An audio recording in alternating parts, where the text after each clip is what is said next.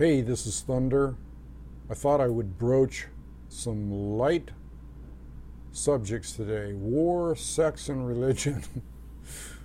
That's light, isn't it? I was thinking about war. Of course, when I start thinking, it always gets dangerous. And I was thinking about how horrible wars are and how many people are killed and how we seem to always want to go to war, or somebody's always at war, and where in the heck did war originate? War. We can say that word, war. And it seems to me it's a little bit like sex in a way, because, well, we know sex is inbred into us, right? Because everybody, we have sex drives. I mean, it's a natural thing, propagating the planet and all that stuff. And then I started thinking about how much relationship there was almost between sex and war. They're both three-letter words, first of all. And when you look at war, it goes way, way back. I mean, before civilization. Everybody was always at war, or there was always some kind of conflict, or somebody was killing somebody. So it almost makes you think, is it inbred into us? Is it something that is... And I'm kind of leaning that way now. I'm not saying that... See, war is just a word. Maybe we're looking at aggression here, or maybe we're looking at conflict. And I will be truthful with you. I have no idea. I'm just, Thunder's putting out some thoughts out there about war. And then you have religion, and religion seems to be hooked up with war a lot. I've done a little bit of research on war, and I've done a little bit of research on religion, and I've done a little bit of research on sex. And I find that there's a lot of correlation in there between religious wars and, you know, and then different religions having different views on sex. And then there's the pagans. And I was watching this movie about the temple, or the temple at Alexandria, the library at Alexandria, which was, I think, Alexander the Great established it. And he brought in all these scrolls from every country that he could, religious scrolls and philosophical scrolls. And, well, the library was burnt down at Alexandria. Now, some people blame the Christians, and some people blame this, and some people blame that. Needless to say, there were all kinds of factions back then, and the library of these wonderful, priceless, almost Akashic record books, beautiful books, were burned, kind of like when the Nazis burned the books. And for sure, the Christians played a large role in at least part of it, because they didn't like pagans. They thought everything was that, unless it was Christian, it was pagan. Yet they went against everything that Christ taught, some of them. So basically what we have here is that's why we have the situation today. We're still warring. We still think we have to beat each other up. We still think we have to do this. Now let me point out here that there's wars and then there's wars, okay? You can't just blanket say, hey, war covers everything. War, aggression, one person against the other. Has a lot of different meaning. War in your own mind. Whenever there's an opponent, there's a war, even if it's within yourself. So war covers a lot of things. And then you had the tribal people that some people, you know, some of the European men or women, or that consensus, oh, the Indians were at war before we got here. Well, that wasn't the same kind of war, okay? The wars that came with the Europeans were a lot different than the skirmishes, or the right of coming to be a man, or manhood, the right of manhood, just like the right of puberty and the tribal thing. And sometimes when they went to war, they didn't even kill each other. They just counted coup. They just went up and hit the guy with a stick. These were more like skirmishes and you know, things about somebody stole somebody's food, or small shit, okay? Nothing like what's going on now, where just vast nations and people, like in Syria, 100, 200,000 people being killed over oil and stuff like that, over greed, avarice. So no, not all wars are the same. And if you look at the wars today, we certainly don't like them, do we? Because they murder people indiscriminately, and it's more about greed and avarice, like I said before, and land and resources and that type of thing. But the point I'm making here, having studied martial arts, is that there's always been war, there always will be war. I think man's somewhat self-destructive, if you ask me. And I'll say men and women, because women fight wars too. There have been some women warriors that are just as good as men, if not better. So it doesn't have anything to do with gender, although there might be a war there too, in between the two. See, all this stuff has gotten out of hand. War, aggression, not getting along, all that stuff. Why? Where did it come from? Is it inbred in us? That's a good question. Is it a drive that we have? Is it a dominance thing? Is it a, you know, because even in sex, a lot of times there'll be a dominance thing where one person is trying to dominate the other. And that's not how it should be in sex. Sex should be sacred. It should be a unified thing where there's respect and reverence for each other, and you use it to raise your consciousness. Okay, but sometimes sex is, I mean, there's raping and pillaging goes, you know, along with war. Sometimes sexual stuff enters into it, and religious stuff, and it's a mess, basically. Like the library at Alexandria, part of it was destroyed by Christians, and the other part was destroyed by Muslims, because it didn't agree with their religious book. And so all those beautiful books, that huge library of knowledge, was just burned, and for the rest of mankind to not be able to see it. Fortunately, some of the stuff was saved.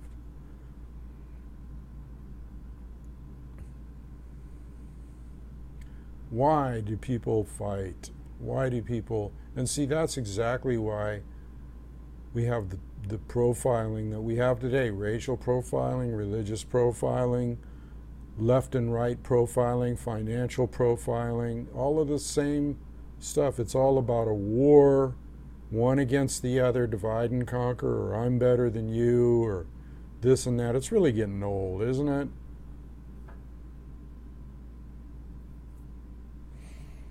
Now, see, how do you get by this stuff? That's the question that you want to know. You want to know the answer to that question. And the answer to how do we get by it is by detachment. And have been getting into Taoist thought lately, because when you detach, see, Taoist thought is thought. It's more like a philosophy. It's not a religion. There's no dogma in there. And Lao Tzu, who was one of the greatest, wisest philosophers, who wrote, you know, the Tao Te Ching, was awesome. And so were the people that wrote the I Ching.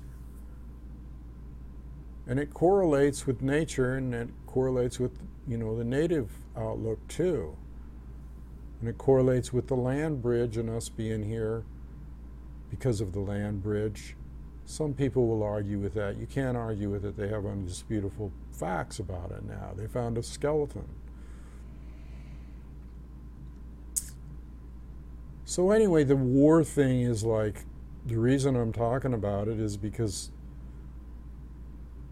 you know, some people, sometimes I talk about being a spiritual warrior, and sometimes I talk about war or warriorship or being a spiritual warrior, which has nothing to do with indiscriminate raping and pillaging and attacking other people. And because when you're in the martial arts, the first precept, and I've said this before, is not to have war. You learn the martial arts because it gives you insight about the whole ball of wax. Can you take care of yourself? Can you defend yourself? Yes, you can. Very well, when you learn. But the first order of business always is avoiding war at all costs. And like I said, Sun Tzu said that in his famous Art of War book. And even Musashi in the Book of Five Rings said war is to be avoided. But if you can't avoid it, if somebody's in your face, or if somebody's treading on your ground, or into your face, or into your space, or whatever, and people have no concept about how they intrude on people's lives. They almost commit warfare and rape on people on a emotion. They do, on an emotional level. They rape their energy. They rape their, you know, and pillage and do all this stuff. Because there's no lack of privacy anymore. There's no lack of space. And it's getting insane. Insanity.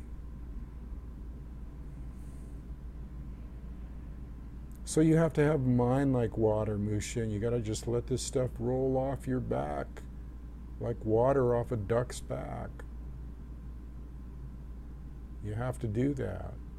I've said that before too. It's funny how these old sayings really ring true, really are true. But I just want people to know that just because I'm a martial artist and just because I talk about being a spiritual warrior or anything of that nature has nothing to do with the war we're seeing today or the fact that I like war. I don't like war. I think war is horrific. And until you see it up close and personal, then you don't know how horrific it is. It's horrific. And I won't go into the details of what you would see on the battlefield or what you would see in, say, somewhere like Fallujah or Iraq or Iran or any of these places, the Crimea, any of these, the Ukraine, anywhere. The torture and the rape and the pillaging and the brutality that one man does to another is unthinkable. Unthinkable. So I'm finding that you can't think about it. You can't think about it. You have to divorce it from your mind. You have to know how to take care of yourself. I'm not saying that. You have to know how to have an individual, because that is just about character building.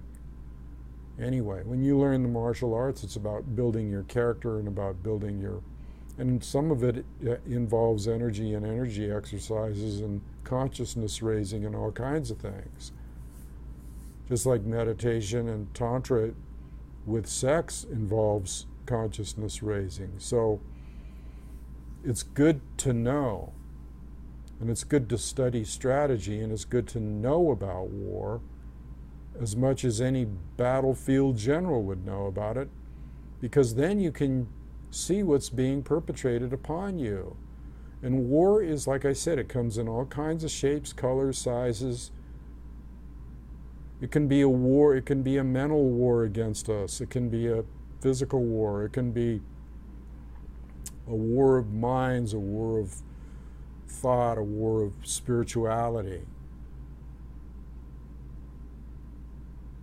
I wonder what Joseph Campbell, who was one of the greatest writers on mythology, would say about war. Well, he'd probably say it's an archetype. And archetypes are things that come down from somewhere. God, like the archetype of God. Okay? Which the origins are unknown, basically.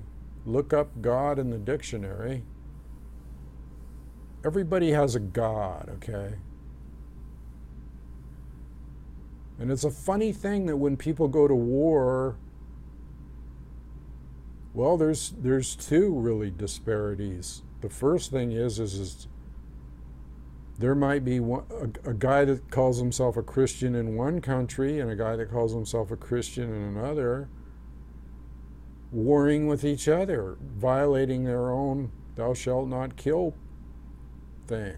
And then there was the war in Alexandria, where there were factions where the Christians didn't like the Jews. Well, guess what? The Christians came from the Jews. Christ was a Jew. So there were wars between Christians and Jews and Christians and Romans. And then the Romans took on the church of the movement, the Christ movement, made it into a church. And then that church split off into a bunch of other churches. And then you had this diverse collection of religions. Did you know that Islam and Judaism and Christianity all come from the same father, Abraham?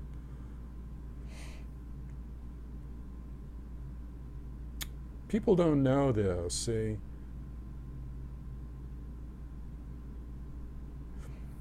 It's kind of scary if you think about the fact that war could be inbred in us, because then how do you deal with it?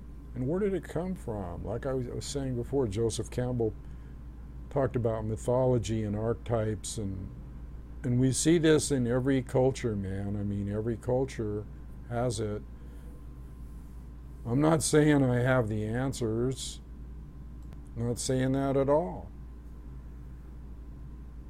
I'm just putting thoughts out there. It's like, I'm open to comments about it, but my glass is never full, and when I think about war, it's like sex. It can either be beautiful, honorable, or dishonorable, I think. Because there's honor in coming,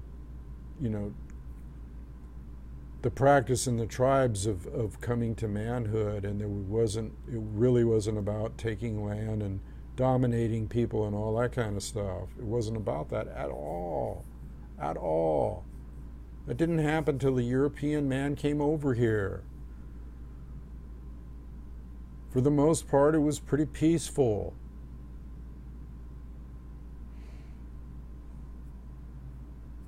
So what is with this bit about domination and land and dominating people and raping and pillaging and all of this stuff?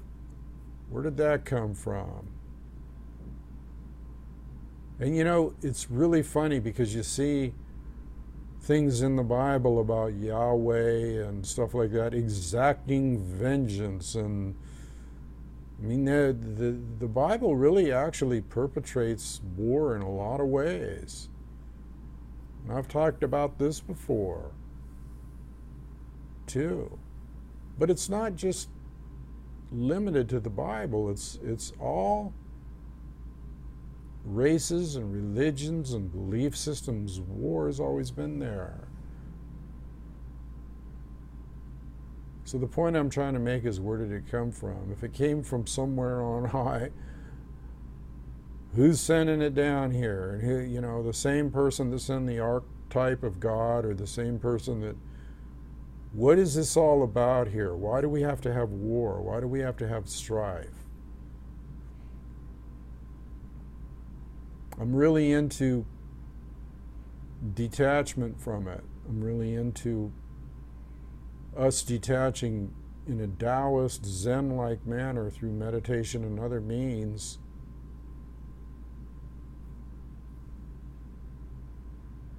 In fact, you have to detach from everything that's going on around you right now, almost, because it's just total chaos. Because there's financial wars going on, and there's real wars, and there's wars with religious aspects, and the world's just gotten totally bonkers, friggin' out of control. So you go through life and you realize that there is no security anymore. There is no, you can go out into the forest, and you can't even go out into the forest sometimes and camp anymore. There's always some Bureau of Land Management guy or somebody that's going to come in and kick you off. I saw somebody trying to put a tent up in the park just for fun, you know, just to be in there and be out of the sun or whatever, and the cops came right in, told them to take it down.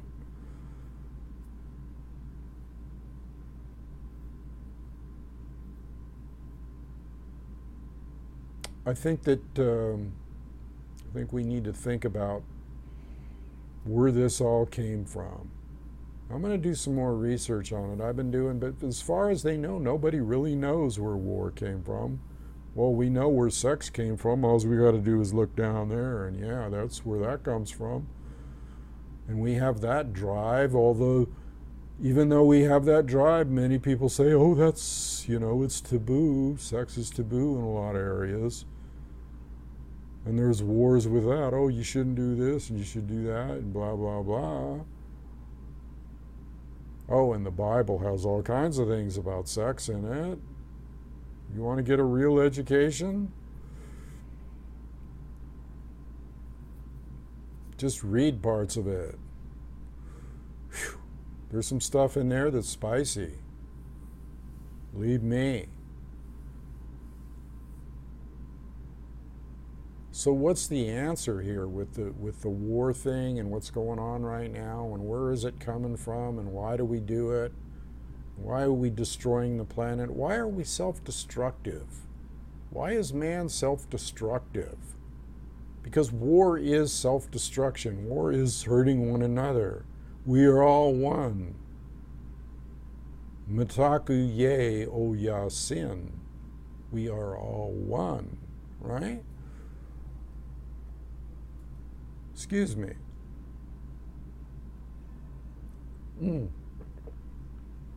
Little bit of pomegranate juice. I used to eat pomegranates as a kid in Arizona, and I loved them. They're good for you too.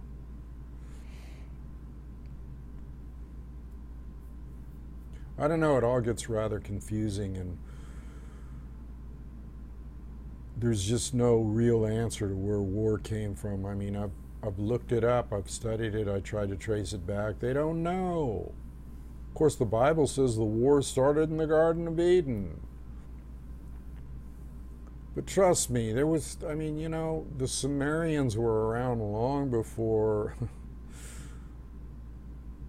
any of that stuff.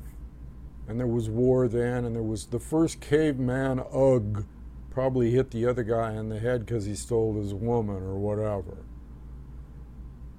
War and aggression and murder.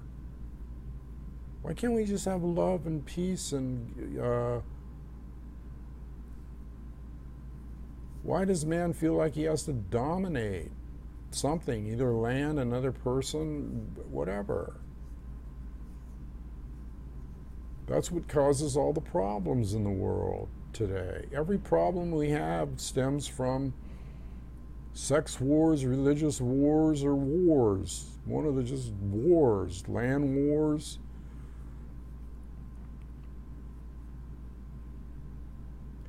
People need to get it in their head that we don't need war. It's almost like there's some alien God up there that's going, okay, we'll instill in them war, and we'll instill in them sex, and we'll instill in them this drive that's almost suicidal. So the best thing you can do is to really get into some spiritual practices and detach from what's going on around, because when you get caught up in this whirlwind, when you get caught up in the wall of the hurricane and don't stay in that calm eye, you get whipped right into that frenzy. Oh, and they use this, I mean, you know, and usually nationalism is involved too, nationalistic fervor. So you got governments, and you got religion, and you got sex, and it's all about drive, man, drive.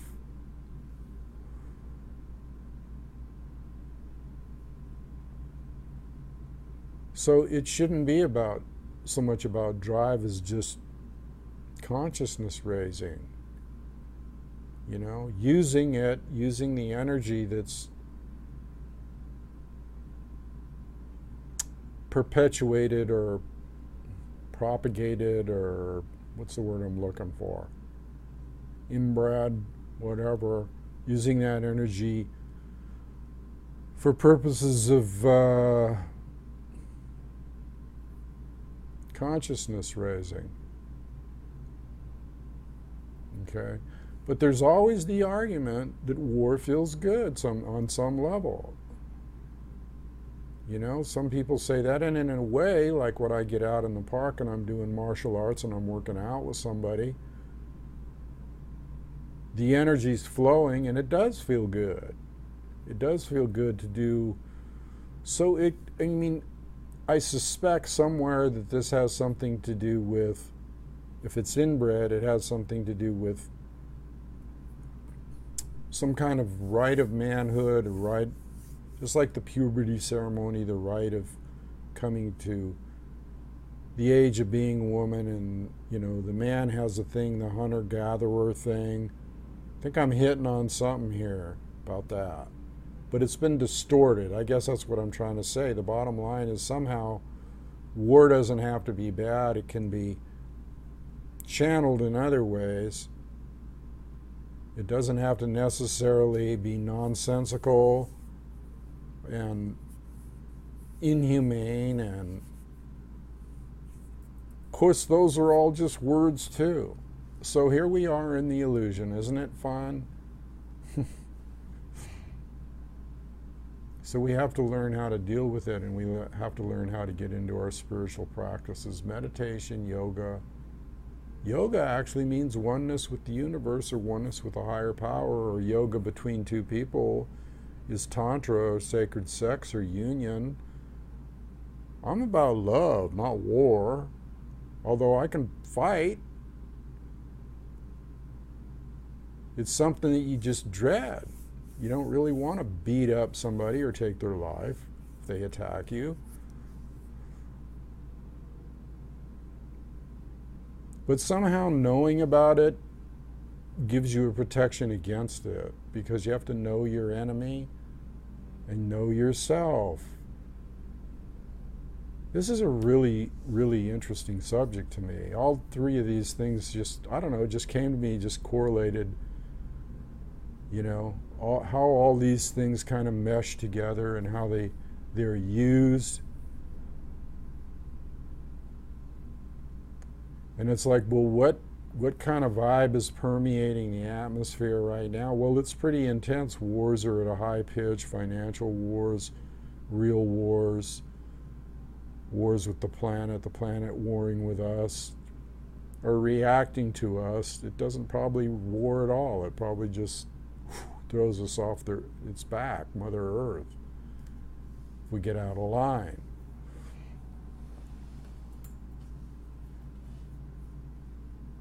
So I just thought I'd put those thoughts out there today. I'm not sure I answered any question, just food for thought about wars. And I'll say one thing though, and wrapping it up here, religion is the main cause of war, probably. And division amongst people and belief systems are the main cause of war, and wanting to possess, and greed and avarice. So some of the wars are about honor, honorable, reverential, and some of them are just about out and out hate. where do you draw the line? I mean, where do you draw the line between just ritual and honor and coming to manhood or coming to womanhood or that type of thing? And I guess it has to do with how just is it, or how honorable is it, or how it has to do with reverence for all things. Okay? Another thing that comes to mind is that you look out to the animal kingdom and you see wars too. And you see, well, you know, they're not really wars. You don't, maybe I'll take that back. You see killing, you see prey and predator, you see that type of thing. But you don't necessarily see like a flock of 10,000 eagles coming in and attacking a flock of 10,000, you know, hawks or something. No, that just don't happen. Now you might see crows flying down and irritating hawks because they're the natural harbinger of, you know, warning people. Incidentally, I've been finding a bunch of, oops, wrong side, bunch of crow feathers lately. Don't know why. Crows have to do with warning, so maybe there's some kind of thing there. It's not my totem. Red-tailed hawk is my totem, but, and I have a hawk feather. It's getting kind of old though. I need to find another one. I need a new hawk feather. Okay, I guess I'll leave it there today. Talk long enough, but it's ought to get their attention. War, sex, and religion. It's just something we need to think about, and we need to detach from all the negativity surrounding it. Basically, that's my take. And in fact, we need to detach. We need to, I'll speak for myself. I won't speak for you. But personally, I'm finding that I need to detach more from the negativity in life and be more like a Taoist, just sitting there with a serene smile and breathing and looking at it all and just going with the flow. And wherever you go, that's where you go. That's what the Taoists say. Go with the flow, detach from all the negativity with compassion. It's not easy. Everybody thinks that's real easy. It's not. Because you get caught up in things, especially when they affect you as a person, personally. Then you want to go to battle. I've been in some situations lately this last couple of weeks where I've wanted to go to battle with people because they're just outright stupid or they're outright rude. And I had to really like back off for 2-3 days and not do videos or do anything except just kind of kick back and think and do some meditation, do some ritual. But I do feel some kind of intensity building right now, and there's just something in the wind, you know. Maybe there's a reason I'm talking about war. I don't know. But I pick up on this stuff on other levels, so I just start talking about what comes into my mind.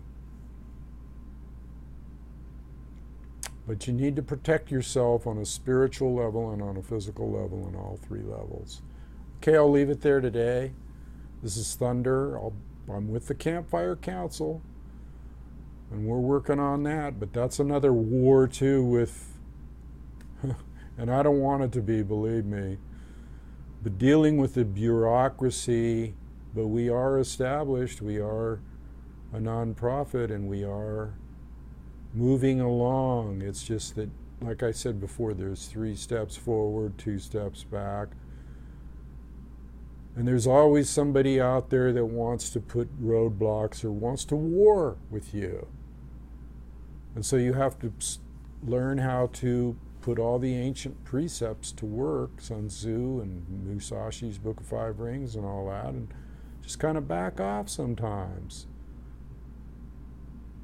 And like one of my favorite people told me, my son, says, Dad, just chill out for a while on it, back off, and then And Musashi's Book of Five Rings says, you know, timing and rhythm is everything in life. So there's a time and place for things to move forward, and there might be a time where it's not so good to move forward, you know. So that's the way I'm looking at it right now. But I do appreciate your donations. We are funded. Keep them coming in. Go to the campfirecouncil.com right up here. Campfire-council.com. Look at our, you know, look at what we talk about, what we represent. Get our newsletter, and you may want to become kindred, you know, have a kindred relationship with us, because we speak truth most of the time, and if we don't, it's because, if we misspeak, it's just because we don't know. But I personally can say that I try to speak truth, I try to research things, and we need a lot of guidance in the sacred manner in this day and age. So the Campfire Council is all about that. It's all about circumventing the ingrained negative patterns of mankind and returning to nature and sacred ways. So anyway, I'll leave it there. From the one eye of the heart, this is Thunder. Until next time.